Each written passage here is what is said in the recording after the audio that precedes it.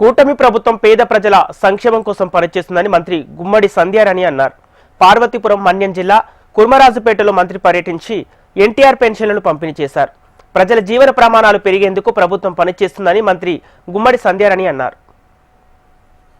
ఆలోచించి అభిమానించి చంద్రబాబు నాయుడు గారిని ముఖ్యమంత్రి చేయాలి, నన్ను ఎమ్మెల్యే చేయాలని మీ అందరూ అభిమానించి ఓట్లు వేస్తారో ఈ రోజు ఆ ఫలితం మీకు దక్కాలి అని 24 గంటలు కష్టపడుతున్నాం. ఖచ్చితంగా మీకు దక్కుతుంది. మీరందరూ ఏదైతే కష్టపడే 164 సీట్లు ఈ రాష్ట్రంలో గెలిపించారో చంద్రబాబు నాయుడు గారు ప్రతి క్షణం మనందరూ కూడా ఆలోచిస్తున్నారు. రేపు దసరాకు ఆయన ఢిల్లీలో ఉన్నారు, మీకు అందరికీ తెలుసు.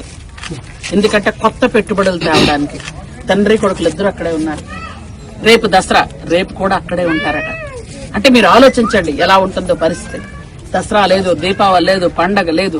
ఎవరైనా అపాయింట్మెంట్ అక్కడ ఢిల్లీలో ఇచ్చారు, కేంద్ర మంత్రిని కలవాలి, ఏదైనా మనకు పెట్టుబడి వస్తుంది, ఏదైనా ఒక కంపెనీ వస్తుంది, పిల్లలు బాగుపడతారు, చాలా మందికి ఉద్యోగాలు వస్తాయంటే ఇప్పుడు వచ్చినటువంటి వివిధ కంపెనీల్లో వివిధ సాఫ్ట్వేర్ అన్ని ఉద్యోగాలు, టీచర్లు, కానిస్టేబుల్ అన్ని కలిపి ఈ 15 నెలల్లో 4 లక్షల ఉద్యోగాలు ఇచ్చిన ఏకైక ప్రభుత్వం మన ప్రభుత్వమే, మన చంద్రబాబు నాయుడు గారు, మన కూటమి ప్రభుత్వం.